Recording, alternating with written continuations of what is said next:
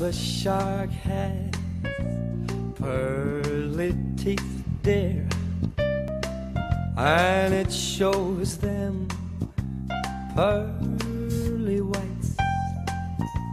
Just a jackknife.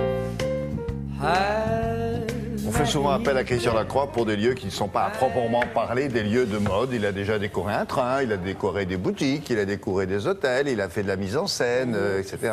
Et là, de quoi il s'agit? C'est aujourd'hui, il ne peut plus faire de mode, malheureusement, il a perdu son nom. Il s'agit du musée Cognac-Jay qui viendrait ouvrir ses portes. Alors, Cognac-Jay, ce sont les propriétaires de la Samaritaine. Ils avaient même créé la Samaritaine du luxe. C'était dans le début du XXe siècle. Et ils étaient passionnés sur tout ce qui touchait le XVIIIe siècle. Une collection assez incroyable.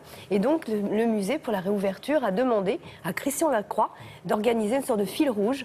Et l'idée de Christian Lacroix, c'était pour nous expliquer finalement le XVIIIe siècle. Il a fait le parallèle avec une quarantaine d'artistes contemporains pour nous montrer finalement que ce siècle des Lumières, finalement, il était toujours présent avec nous et qui inspirait toujours les créateurs d'aujourd'hui. Donc aussi bien dans la mode, ça peut être Vivienne Westwood, Christian Lacroix bien sûr, avec ses robes de haute couture, les accessoires, la photographie. Bref, c'est un parcours assez incroyable et je vous propose de l'écouter. Il nous a expliqué sa lumière.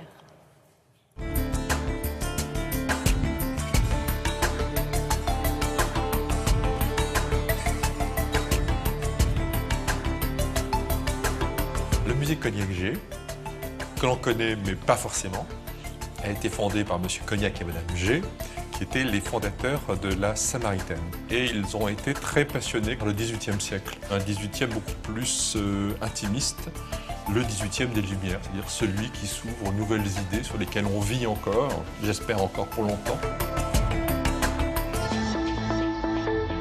C'est ma manière de créer, c'est ma manière de penser. Partir du passé pour créer non seulement le présent, mais le futur. Donc montrer comment, à partir des œuvres du XVIIIe, les photographes, les plasticiens contemporains travaillent encore. Que sans le XVIIIe, l'art contemporain n'existerait franchement pas.